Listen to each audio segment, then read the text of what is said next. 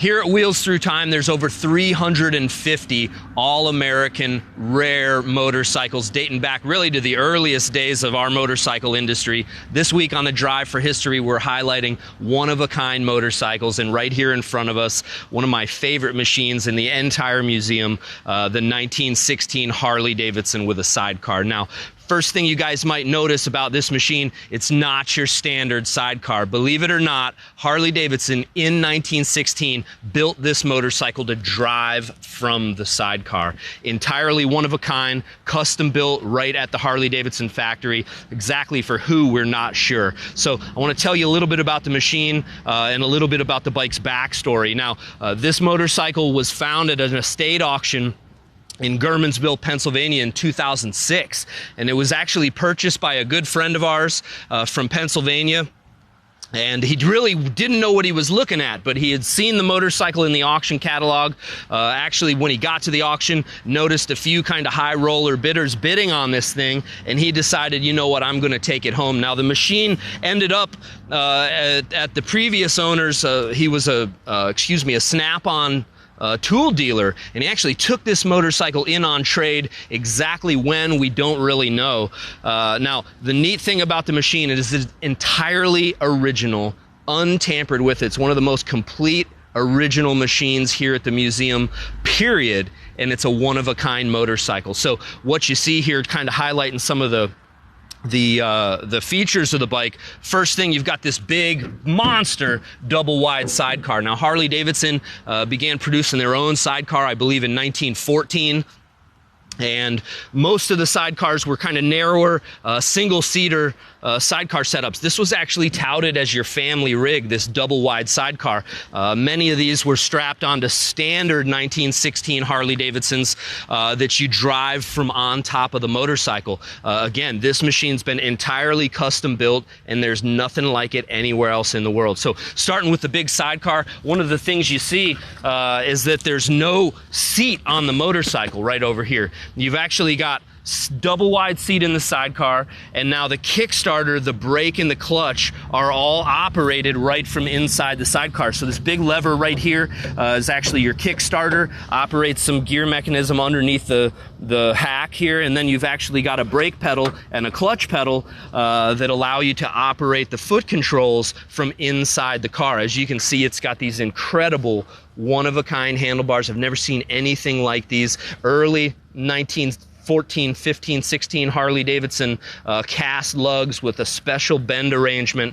And the way that this sidecar is really designed to be ridden, driver sits right here in the seat, kind of hangs his left arm over and operates the spark advance and the decompression, throttle here, just like normal. So you've got a hand brake. The bike is absolutely decked out with just about every option and every accessory you could have had at the time. Now, this is an electric model, 1916. Second year for the generator they offered. So prior to that, all your lighting and your horn would not be electrically operated. This is an electric headlight, electric tail light, electric horn operated right here with the button on the hand. And it's got an amp gauge here to let you know when your generator's charging that battery up. So double toolboxes, one here on the top of the tank, pretty standard for 1916, really even through the early 20s. And then right where the old seat was, they have actually affixed another toolbox here, luggage rack, and again, the bike is set up with features that no other Harley-Davidson is set up with. One of the things you first notice, no floorboard over on this side, never was a floorboard, no brake pedal, on this side there'd be no clutch pedal. Now, actually, where a clutch pedal would be on a standard machine, the rod linkage actually comes up to your accessory clutch lever here. There's never been a rod attached to this. So the machine, again, is so incredibly original. This bike's been here at Wheels Through Time for, I think, since 2011. Now, when we got the bike, it sat on 3 of these dilapidated, hard as a rock Firestone tires, but tires have probably been on the motorcycle since new. Definitely weren't holding air. It actually took quite a bit of effort to get these off of the bike. So as it would happen here at the museum, we never really had intention of running this motorcycle. It really sat kind of as a preservation piece, as a time capsule, with a lot of mystery to the motorcycle. Now, one day my dad just kind of got a wild hair, walked in the museum first thing in the morning and said, "Today's the day we're going to put that old 1916 up on tires." So one wheel at a time, we ended up pulling the wheels off. I ended up rebuilding the front hub, rebuilding the rear hub, rebuilding the sidecar hub, all while I was mounting tires. My dad helped me get everything kind of mounted back the way it was, and that was really kind of the first step, and what at the time we thought was the final step, kind of in this machine's in its past and its future. So the machine was really planned to sit here at Wheels Through Time on display again as a timepiece. Now, everything here at the museum runs, all but maybe 3 or 4 motorcycles. This bike, looking at the bike, we could tell that it hadn't been used much. Okay, the bike shows virtually no signs of wear. Really, the only ding or dent on the bike is on the front of the sidecar here. Probably happened in storage sometime over the years. I doubt that the bike was used hard and was used very long. If you look down here underneath the sidecar, there's actually a 1921 New Jersey license plate.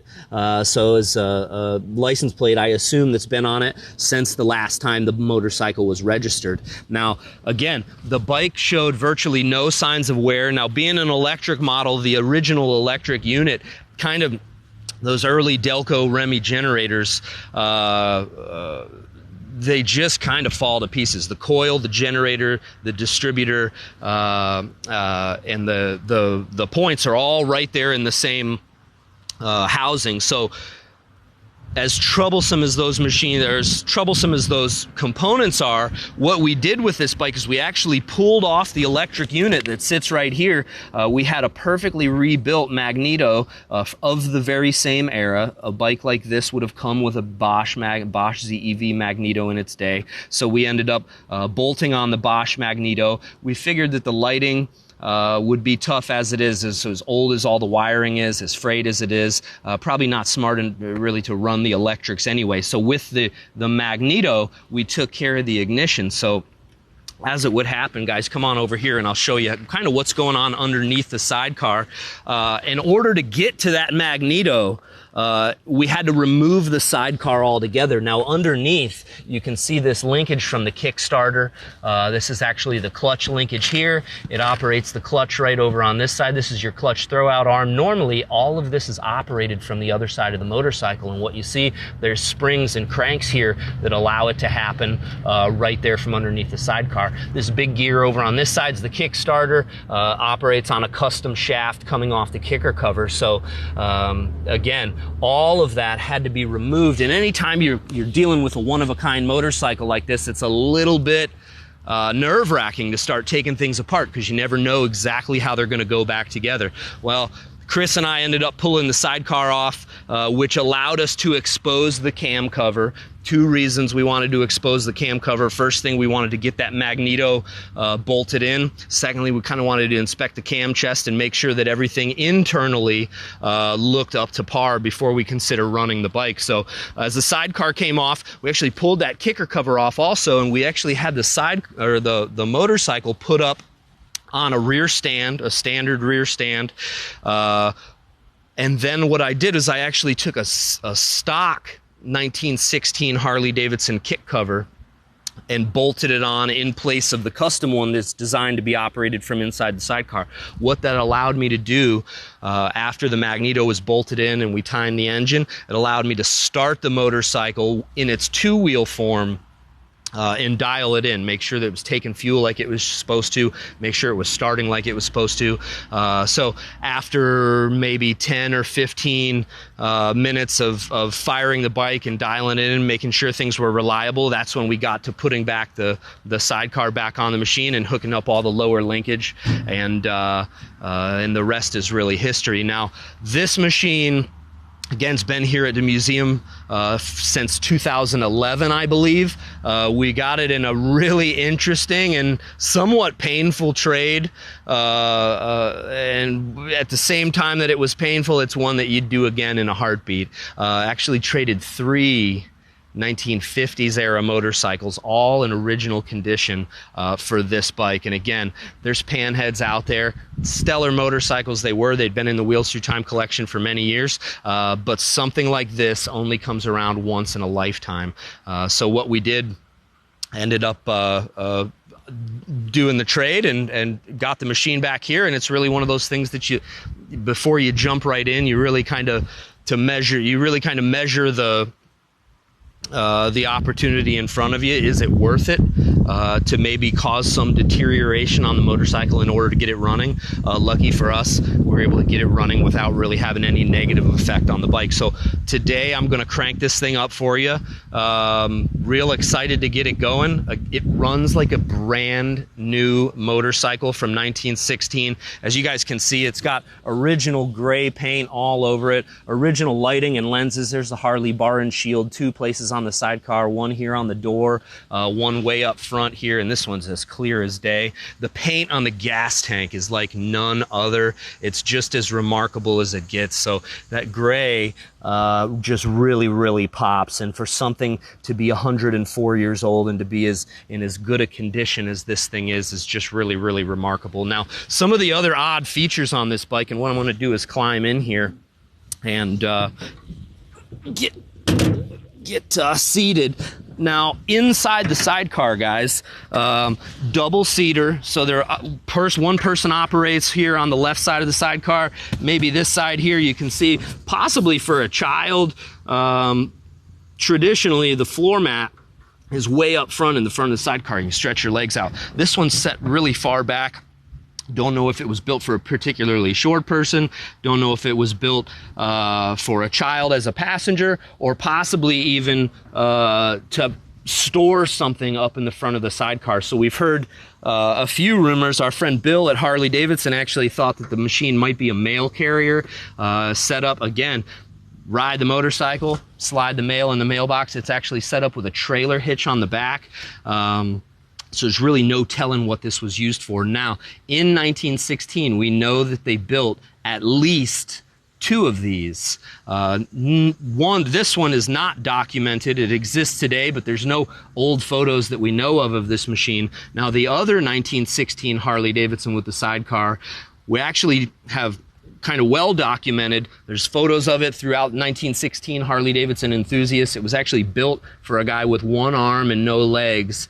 And in 1916, he hopped aboard the custom Harley-Davidson sidecar rig that you drive from the sidecar, and with 1 arm, no legs, went from Los Angeles to Washington, D.C., I believe, coast to coast and back. Actually stopped at the Dodge City 300 in the middle of the summer and saw the Harley-Davidson crew racking up honors at the Dodge City race. So inside the sidecar, guys, again, all custom stuff in here. You've got your clutch pedal, your brake pedal. The brake pedal is kind of designed to be operated at the same time as the clutch pedal.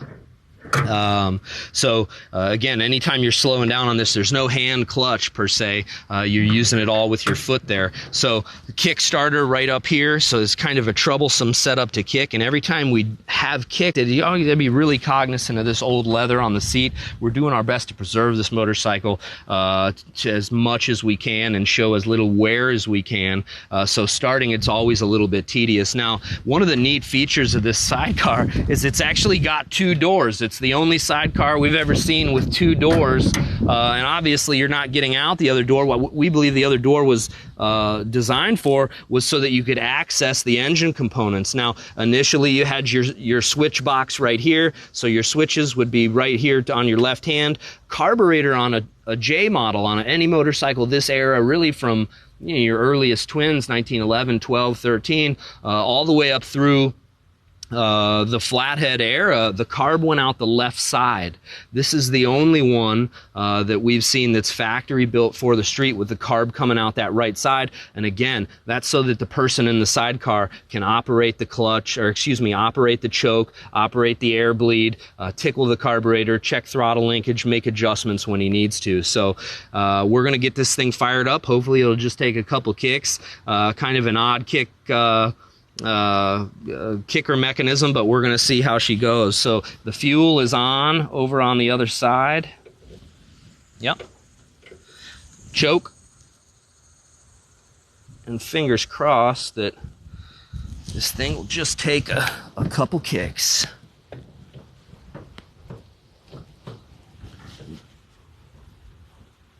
All right. Oop. Pop right off. There we go. Ah.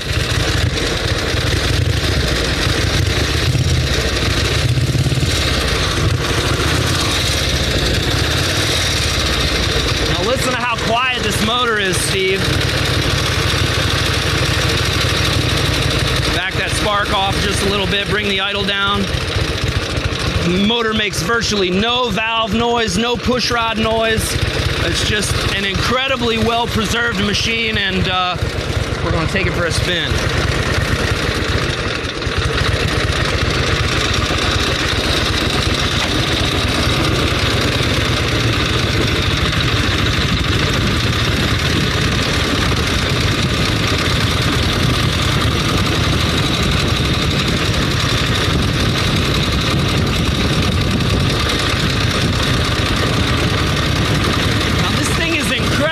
Stable. You just wouldn't believe it. Drives like a little car. Now this thing's got standard Harley-Davidson gearing, so it'll probably run 55, 60 mile an hour.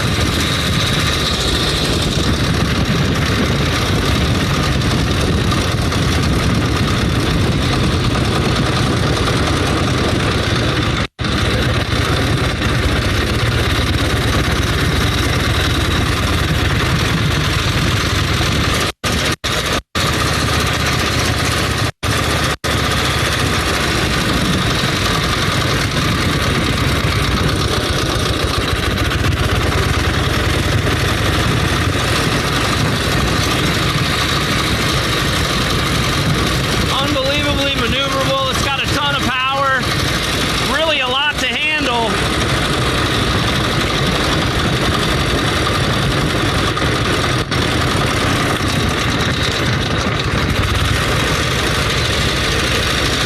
There you have it. Listen to it purr.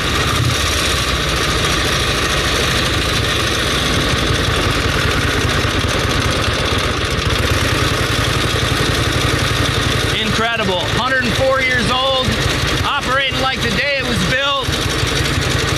When we got this thing back, bolted, carburetor bolted back on this thing, I didn't check the float.